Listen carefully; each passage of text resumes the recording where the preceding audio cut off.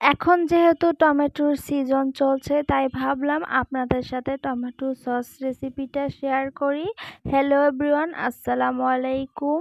এই তো লাল পাকা পাকা টমেটো আমি বেছে বেছে নিয়েছি। এখানে 2 কেজির মতন tomato, 2 KG tomato sauce recipe আজ আপনাদের সাথে শেয়ার করব। আর পাকা পাকা টমেটো হলে কিন্তু টমেটো সসটা বেশি ভালো হয়।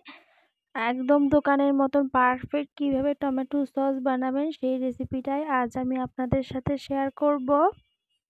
2 কেজির মতন লাল পাকা পাকা টমেটো নিয়েছি। তো টমেটোগুলোকে প্রথমে ধুয়ে নিতে হবে ভালো করে। টমেটোগুলোকে ভালো করে কয়েকবার ধুয়ে নিব। টমেটোর গায়ে যেন ময়লা লেগে না থাকে, এরকম করে ভালো করে ধুয়ে পরিষ্কার করে নিব। তো টমেটো সস বাসায় বানালে কিন্তু অনেক ভালো হয় স্বাদেও টেস্টে।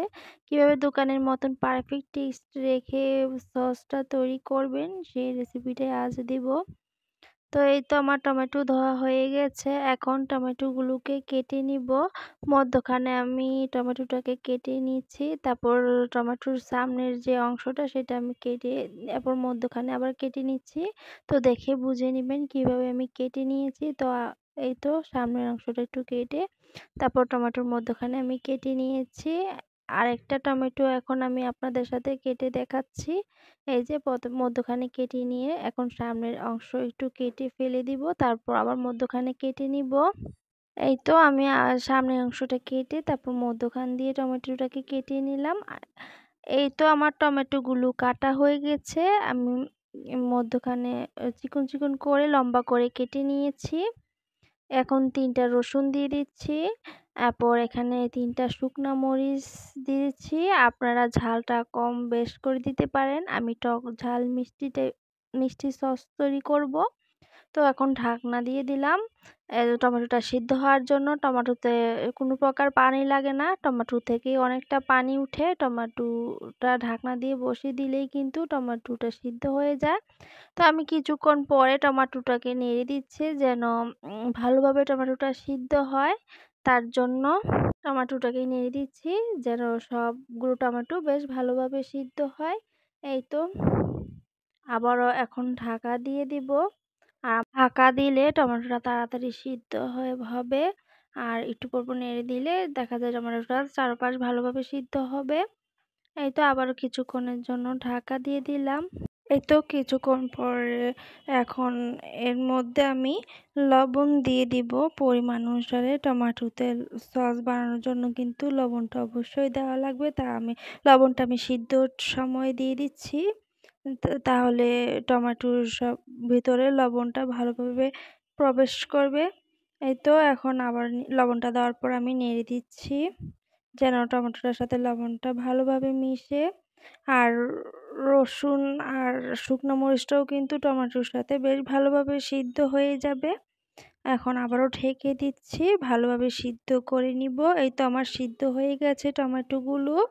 এখন ঠান্ডা হওয়ার জন্য অপেক্ষা করব। ঠান্ডা হলে এই তো আমার টমেটোগুলো ঠান্ডা হয়ে গেছে। এখন ব্লেন্ডারের জারের মধ্যে আমি টমেটোগুলো নিয়ে নিচ্ছি।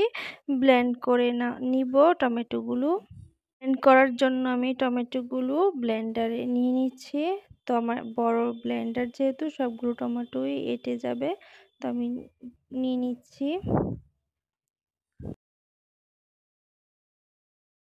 তো আমি টমেটোগুলো ব্লেন্ড করে নিয়েছি, এখন চেলে নিব। তো চালনিতে আমি নিয়ে নিচ্ছি টমেটোগুলো।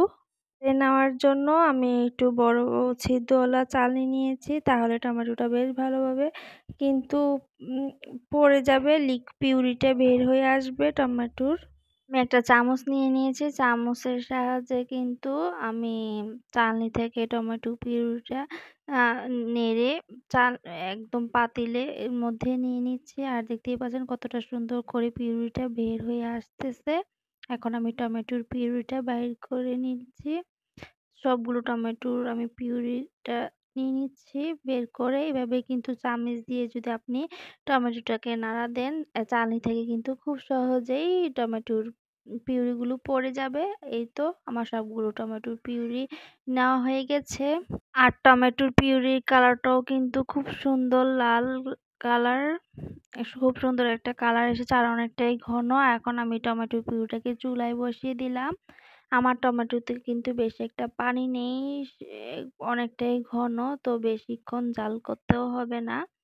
তো আমি এই টমেটো সসটাকে ঘন ঘন নেড়ে দিচ্ছি, ঘন ঘন নেড়ে দিতে হবে, নাহলে আবার টমেটো সসটা লেগে যাবে। এখন এর মধ্যে দিয়ে দিব চিনি। আমি সিদ্ধ করার সময় যেহেতু লবণটা দিয়ে দিয়েছি, তাই এখন আর লবণ দিতে হবে না। এখন আমি চিনিটা দিয়ে দিচ্ছি। টমেটো সসে যেমন মিষ্টি খেতে পছন্দ করেন সেই পরিমাণ চিনি দিয়ে দিবেন। আমি বেশি মিষ্টি করব না, আমার টমেটোগুলো অনেকটাই মিষ্টি। টমেটো সস একটু টক মিষ্টি হলে আমার কাছে খেতে ভালো লাগে। আপনারা আপনাদের পছন্দ অনুসারে টমেটোতে মিষ্টি ঝালটা দিয়ে নিবেন। এই তো টমেটো সসটাকে ঘন ঘন নেড়ে দিতে হবে, না হলে আবার লেগে যাবে। এই তো ঘন ঘন নেড়ে দিচ্ছে আর আমার টমেটো সসটা অনেকটাই কিন্তু ঘন। আপনাদের যাদের টমেটো সসটা পাতলা থাকবে, কর্নফ্লাওয়ার পানির সাথে গুলে তারপরে দিয়ে দিবেন। আমার কর্নফ্লাওয়ার দিতে হবে না, যেহেতু আমার টমেটো সস অনেকটাই ঘন।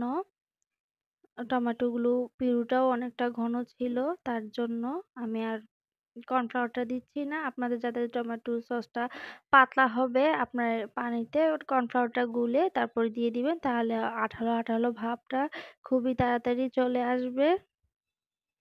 তো জাল করে নিতে হবে, জাল করে আমি ঘন করে নিচ্ছি টমেটো সসটাকে। তাহলে টমেটো সস একটু ঘন হলেই খেতে ভালো লাগে, আর দোকানের সসগুলো কিন্তু আঠালোই থাকে, তা আমি দোকানের মতো আঠালো ভাব করে নিচ্ছি। আর টমেটো সসটা আমার হয়ে গেছে, আমি একটা বাটিতে নিয়ে মধ্যখানে দাগ কেটে নিচ্ছি। যদি এভাবে দাগ কেটে যায় তাহলে বুঝে নিতে হবে আপনার টমেটো সসটা পারফেক্টভাবে হয়ে গেছে। একটার সাথে একটা লেগে না গেলেই বুঝে নিতে হবে টমেটো সসটা তৈরি হয়ে গেছে। এই যে আমার টমেটো সসগুলো তৈরি হয়ে গেছে দোকানের মতন পারফেক্ট টমেটো সস।